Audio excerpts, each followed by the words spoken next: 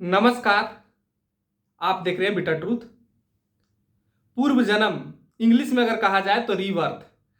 कई ऐसे धर्म हैं दुनिया के जो पूर्व जन्म में विश्वास करते हैं और कई ऐसे धर्म हैं जो पूर्व जन्म में विश्वास ही नहीं करते हैं।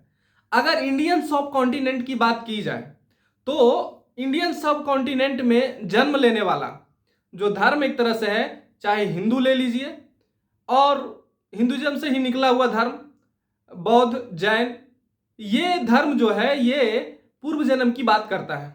कर्मों के आधार पे पूर्व जन्म की बात करता है। कुछ कुछ फिलॉसफी अलग है। ये धर्म पूर्व जन्म की बात करते हैं, लेकिन दुनिया की कई ऐसे धर्म हैं जो पूर्व जन्म की बात नहीं करता है, जैसे कि इस्लाम, ईसाई, यहूदी और भी धर्म होंगे। तो ये बहुत सारे धर्म पूर्व जन्म की बात नहीं भी करते हैं। लेकिन भारत में पूर्व जन्म की जो किस्से हैं वो आते रहते हैं निकल कर। कई बार आप मीडिया में देखते होंगे कि इसने वो बता दिया, इसने पूर्व जन्म की कहानी बता दिया। लेकिन गांधी जी ने भारत में सबसे फेमस पूर्व जन्म के जो किस्से थे उसको लेकर एक कमेटी गठित की थी कि क्या ये सही है। तो जो कमेटी ने रिपोर्ट पेश की उसके आधार पर यह बातें खुलकर सामने आई कि जी हाँ, ये पूर्व जन्म के जो किस्से हैं ये सही हैं। और गांधी जी की जो कमेटी है इसने ये सही माना और उस समय पूरे दुनिया को हिला के रख दिया। ये कहिए कि भारत में जितने भी पूर्व जन्म के केसेस हुए हैं उसमें जो सबसे फेमस केस हुए हैं वो शांति देवी वाला है ना। तो ये सारी चीजें हुई हैं। अब मैं बताता हूं विस्तार से आखिर हुआ क्या था। 1909 में एक लड़की का जन्म हुआ, मथुरा के आसपास। मथुरा में एक लड़की का जन्म हुआ 1902 में। तब अंग्रेजों का शासनकाल था। 10 साल की आयु में उसकी शादी हो गई और घर वालों ने उनका नाम लुगदी रखा था, लुगदी देवी। और जब शादी हुई कम उम्र में वो माँ भी बन गई। लेकिन पहली बार जब वो माँ बनी तो उनकी बच्चा जो है वो मृत जन्म लिया, ऑपरेशन से हुआ। जी हाँ, उस जमाने में। उसके बाद फिर कुछ दिनों के बाद वो फिर माँ बनने वाली रही, फिर ऑपरेशन से बच्चा हुआ। इस बार वो 10 दिनों तक जीवित रही वो महिला, बच्चा बच गया, वो महिला 10 दिनों तक जीवित रही और 10 दिनों के बाद उस महिला की मृत्यु हो गई, लुगदी देवी की। तो ये सारी चीजें हुई। 1925 में उस महिला की मृत्यु हो गई, 25 सितंबर 1925 को।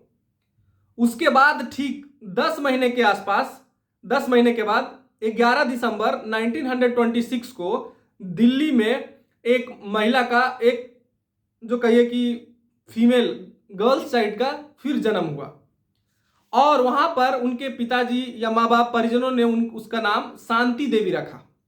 बच्चा कुछ बोलती नहीं थी, गुमसुम रहती थी। एक 4 साल की आयु तक वो कुछ बोलती ही नहीं थी। जब शांति देवी ने बोलना स्टार्ट किया तो अपने पूर्व जन्म की सारी कहानियां बताने लगी। मसलन जिसमें वो ये बताने लगी कि उनका घर परिवार है, उनके पति गोरे हैं, लंबे हैं, गाल पे मस्सा है और उनके पति का कपड़े की दुकान है, उनका एक बच्चा भी है। तो इस तरह की चीजें वो बताने लगी।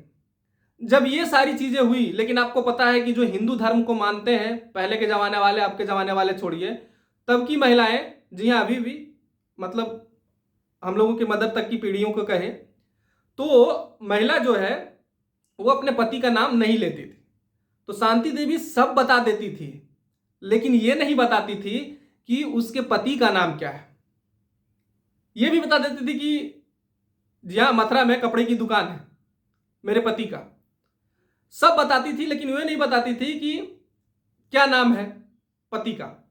तो एक बार उनके एक रिश्तेदार थे, तो रिश्तेदार ने क्या किया भाई, रिश्तेदार ने बहलाया फुसलाया, ये सारी बातें हैं। एकांत में जाके पूछा कि भाई अगर तुम ये बता दोगे कि तुम्हारे पति का क्या नाम था तो हम उसको खोजेंगे और तुमको उससे मिला देंगे।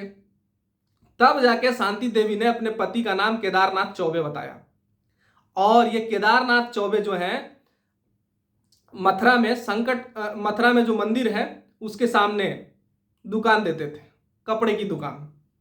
जब ये महिला ने ये बात बताई तो भाई इनके जो रिश्तेदार ने पूछा, उसने चिट्ठी लिखी, केदारनाथ से बातचीत शुरू हुई, खोजबीन शुरू हुई, तो पता चला कि जी हाँ यही केदारनाथ है। और जी केदारनाथ है और इस तरह से जो बता रही है कि एक बच्चा हुआ, 10 दिन के बाद उसकी मृत्यु हो गई, महिला की ही। उससे पहले एक और बच्चा हो चुका था, मर चुकी थी, वो बच्चा मर चुका था। तो ये सारी चीजें बता दी गई शांति देवी के द्वारा। अब ये केस इतने फेमस होने लगे, है ना। फिर हुआ कि केदारनाथ भी आए दिल्ली, केदारनाथ ने उनको एकांत में ले जाकर पूछा, सारी चीज हुई। तो जो भी बातें उन्होंने बताई, उस बच्ची ने जो बताई, वो बातें सच साबित निकली। वो भी हैरान हो गए। उस समय अंग्रेजों का शासन था, 1935 के आसपास की ये कहानी है। तो जब अंग्रेजों के आसपास 1935 में पूछताछ खोजबीन सब सारी शुरू हुई, पूरे भारतवर्ष में ये मामला फैल गया। तब भारत, पाकिस्तान, बांग्लादेश, ये सब भारत ही था। और दुनिया भर में ये कहानी जो है वो फेमस होने लगी, क्योंकि अंग्रेज ईसाई थे, ये भी जानते हैं, पूर्व जन्म में विश्वास तो करते नहीं है। और भी बहुत सारे ऐसी थी, बहुत सारे धर्म मानते भी नहीं थे कि पूर्व जन्म भी होता है। तो इस पे आलोचनाओं और उसका दौर शुरू हुआ, केस का सारी चीज शुरू हुए। अब गांधी जी के पास जब ये मामला पहुंचा, केस फेमस हो चुका था, गांधी जी ने इसके खोजबीन के लिए कि मामला सही है, गलत है या जस्ट ऐसा ही है, तो एक कमेटी की गठन की, 15 सदस्यीय कमेटी का 1935 में।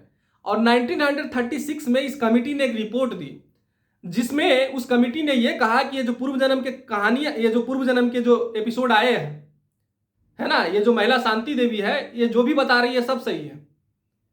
मसलन अब जो कमेटी थी उसने ये बातें कैसे कंफर्म की, तो कमेटी ने कंफर्म करने के लिए बहुत सारी चीजें की। क्या क्या किया उसके बारे में मैं आपको बता दूं। कमेटी ने शांति देवी नाम की उस बच्ची को एक तांगे में बैठाया और केदारनाथ के घर से बहुत दूर, है ना, अच्छी खासी डिस्टेंस पे तांगे वाले को रखा। शांति देवी ने, उस बच्ची ने सारा रास्ता बता दिया कि कैसे, कहाँ पे उनका पति का घर है।